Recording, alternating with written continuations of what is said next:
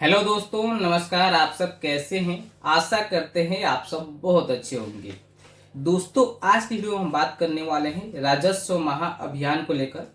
आपके पास बहुत सारे प्रश्न होंगे, सवाल होंगे कि कौन सा फॉर्म कैसे भराएगा, किस फॉर्म का क्या उपयोग है। ठीक है, तो इसकी पूरी जानकारी इस वीडियो में देने वाले हैं। जैसे कि आपको बहुत सारा फॉर्म मिला होगा, जैसे कि ऑनलाइन किए जाने हेतु छुट्टी हुई जमाबंदी को ऑनलाइन करने हेतु आवेदन पत्र, जैसे ये पत्र देख सकते हैं। उसी तरह आपको उत्तराधिकारी दाखिल खारिज याचिका पत्र यहाँ पर आप देख सकते हैं।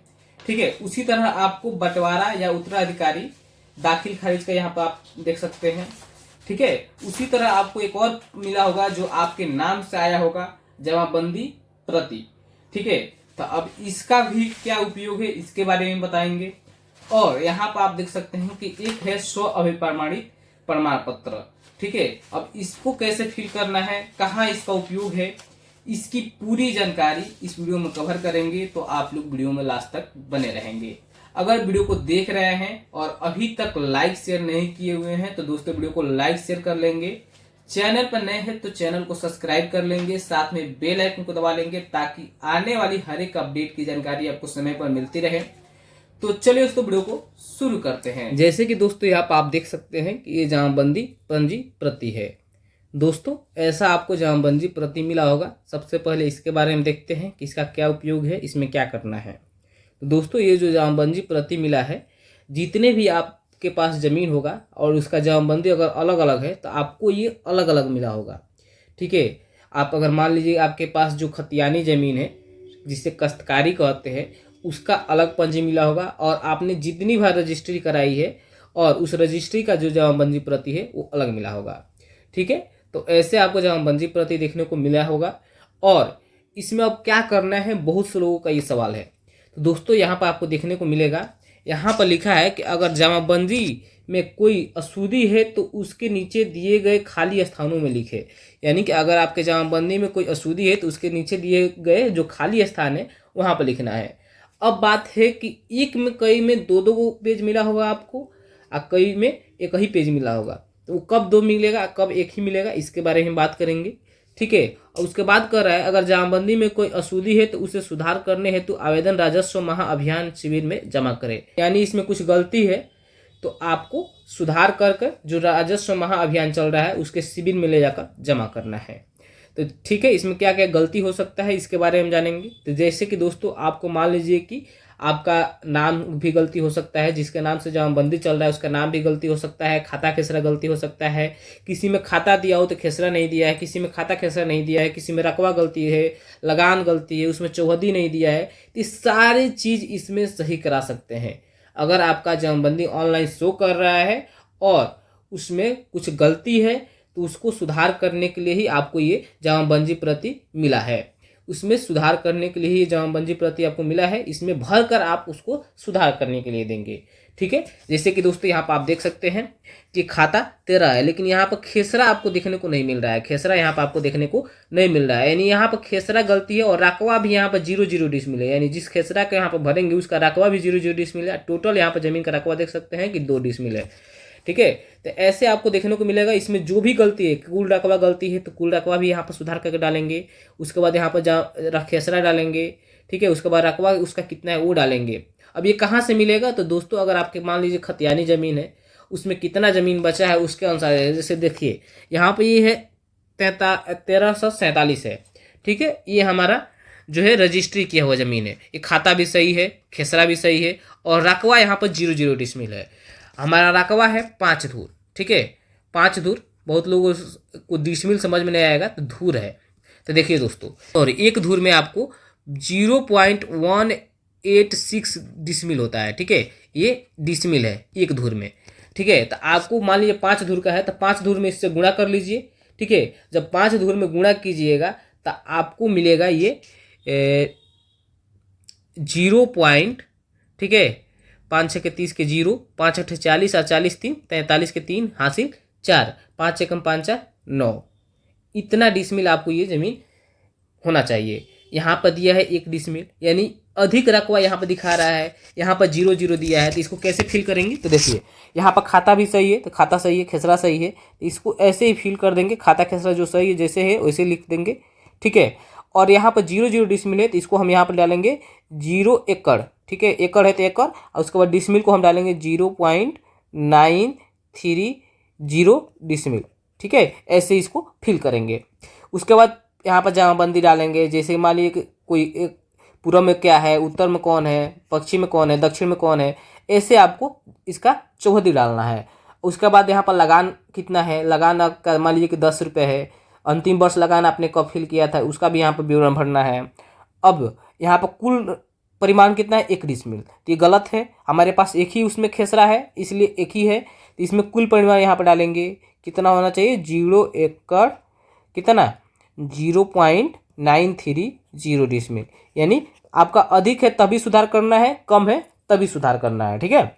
अब यहाँ पर कह रहा है कि अगर कोई खेसरा छूट गया हो तो उसे यहाँ भरे। अगर इसमें कोई खेसरा छूट गया है, मान लीजिए जमीन रजिस्ट्री कराए हैं, उसमें कुछ खाता खेसरा छूट गया है तो उसको इसमें भरना है। अगर इसमें ऑनलाइन शो नहीं कर रहा है तो इसमें भरना है, ठीक है। इस यहाँ पर भर कर फिल करके उसको जमा करना है, ठीक है। अब बहुत से लोगों का सवाल होगा कि हमें पास 2 ये जमाबंदी का प्रति मिला है, एक खेत का 2 मिला है, वो कैसे पता करेंगे कि एक खेत का 2 है कि एक है? तो देखिए दोस्तों, यहाँ पर आप पेज इंडेक्स देख सकते हैं, पेज इंडेक्स। ये पेज इंडेक्स मिलाएंगे तो अगर सेम है तो समझिए कि एक ही खेत का 2 हमें प्रति मिला है, 3 प्रति मिला है, एक ही इंडेक्स होगा तो वो समझिए कि एक ही खेत का है। अभी क्यों मिला है तो दोस्तों समझिए, यहाँ पर देखिए खाता खेसरा एक ही दिया है, लेकिन हाँ उसमें उस ऑनलाइन में 3 4 खाता खेसरा दिखा रहा होगा, इसलिए उसका 2 या 3 प्रति मिला होगा, ठीक है। तो जैसे कि यहाँ पर देख सकते हैं कि ये पेज इंडेक्स 27 है, उसी तरह यहाँ पर पेज इंडेक्स यहाँ पर आपको देखने को मिलेगा 27 है, दोनों सेम है। यहाँ पर देख सकते हैं कि 2 इसमें 3 खेसरा है, इसीलिए इसमें 2 एक अलग से जमाबंदी प्रति मिला हुआ है। अब इसमें क्या फिल करना है, तो जो भी जमाबंदी प्रति के जैसे खाता खेसरा मिला लेना है, इसमें रकबा ये सही है कि नहीं है, अगर सही है तो सही है, नहीं तो इसको आपको सही फिल कर यहाँ पर नीचे आपको फिल करना है। यहाँ पर नीचे फिल करेंगे, इसका सही नीचे फिल करेंगे, सही है तो इसको छोड़ देंगे, अगर और उसका चौहदी यहाँ पर डाल देंगे, अगर गलत है तो यहाँ पर फिल कर यहाँ पर बनाएंगे, ठीक है। ऐसे आपको फिल करना है, ठीक है। उसके बाद हम बात करते हैं कि आपको बहुत से प्रकार के फॉर्म मिले होंगे, ठीक है। उस फॉर्म का क्या क्या उपयोग है, तो जैसे कि दोस्तों यहाँ पर आप देख सकते हैं ये फॉर्म है उत्तराधिकारी दाखिल खारिज ब्याज का पत्र। अब इस फॉर्म को कब फिल करना है दोस्तों, जैसे कि मान लीजिए कि आपके जो पिताजी है वो अकेले हैं, आपके दादा भी अकेले थे, तो उनका नाम से मान लीजिए आपके दादा का नाम से ज़मीन है और आपके पिताजी अकेले थे, आप भी अकेले हैं और अपने नाम से कराना चाहते हैं, आपके पिताजी का मृत्यु हो गया है, तब आपको ये फिल करना है। तब आप चाहेंगे तो आपके नाम से उत्तराधिकारी दाखिल खारिज याचिका पत्र दे सकते हैं, ठीक है। अगर मान लीजिए कि इसमें 2 या 2 से अधिक भाई हैं, मतलब बंटवारा हो रहा है, तब यहाँ पे ये काम नहीं आएगा। ये बहुत से आसानी से आपका जो उत्तराधिकारी दाखिल खारिज है ये हो जाएगा जब आपके पूर्वज केवल एक ही वंशज चलते आ रहा है। लेकिन यहाँ पे एक और फॉर्म आपको देखने को मिलेगा, जैसे कि दोस्तों यहाँ पर आप देख सकते हैं कि एक और फॉर्म यहाँ पर आपको ये है, आपको यहाँ पे एक और फॉर्म देखने को मिल सकता है, बंटवारा या उत्तराधिकारी बंटवारा के साक्ष्य के माध्यम से दाखिल खारिज याचिका। यानी यहाँ पर अब बंटवारा या उत्तराधिकारी बंटवारा के साक्ष्य के रूप में आप दाखिल खारिज कराने का यहाँ पर एक फॉर्म देख सकते हैं। तो दोस्तों यहाँ पर आपको इसके साथ एक सहमति बंटवारा लगाना होगा, ठीक है। और उस सहमति बंटवारा के साथ ही आप इसमें अपना उत्तराधिकारी बंटवारा करा सकते हैं, तभी जाकर आप इस फॉर्म को फिलअप करेंगे। नहीं तो आपको अगर सहमति बंटवारा नहीं लगाते हैं तब आप इसमें फॉर्म को फिलअप नहीं करना है। फॉर्म फिलअप करने के लिए जैसे यहाँ बंटवारा उत्तराधिकारी बंटवारा दिया है, यहाँ पर आप देखेंगे तो दस्तावेज का प्रकार पूछ रहा है, तो यानी सहमति बंटवारा होगा तो दस्तावेज का प्रकार सहमति बंटवारा। दस्तावेज की संख्या कुछ मिलेगी वो आपको ग्राम कचहरी से ही मिलेगा। सहमति बंटवारा ग्राम कचहरी के माध्यम से कराना है। दस्तावेज का दिनांक यहाँ पर डालना है, दस्तावेज का मूल्य क्या है, निर्गमन करने वाले कोर्ट का नाम डालना है, जिला का नाम डालना है और यहाँ पर पता होना चाहिए, ठीक है। ये आपको तब फिल करना है जब आप सहमति बंटवारा करते हैं, तब जाकर आपका जो जमीन का बंटवारा है वो हो पाएगा। उसके बाद आपको एक और फॉर्म देखने को मिलेगा, जैसे कि ऑनलाइन किए जाने हेतु छूटी हुई जमाबंदी को ऑनलाइन करने हेतु आवेदन पत्र, ठीक है। तो ये यानी कि इस फॉर्म को कब फिलअप करना है कि जब मान लीजिए कि आपने ज़मीन खरीदा, उसका दाखिल खारिज भी करा लिया, उसका रसीद भी कटा रहे थे ऑफलाइन के माध्यम से, लेकिन अब वो क्या है कि ऑनलाइन वो शो ही नहीं कर रहा है, ऑनलाइन आप रसीद उसका नहीं कटा पा रहे हैं, तब आप इस फॉर्म को फिलअप करेंगे। ठीक है, वहाँ पर ऑनलाइन चढ़ाने हेतु ये जमाबंदी को इस फॉर्म को फिलअप करना है। ठीक है, तभी आप इस फॉर्म को फिलअप करेंगे। यानी इस फॉर्म का कब उपयोग है, जब आपका ज़मीन पहले से दाखिल खारिज है और उसका रसीद कटा रहे थे, तब आप इस फॉर्म को फिलअप करना है और वहाँ पर महाराजस्व अभियान में जमा करना है। ठीक है, अब आपको एक और फॉर्म मिला होगा, जैसे यहाँ पर आप देख सकते हैं स्व प्रमाणित शपथ पत्र। अब ये शपथ पत्र किसके साथ लगेगा, तो दोस्तों जितना भी फॉर्म फिलअप करेंगे उन सभी के साथ शपथ पत्र लगेगा।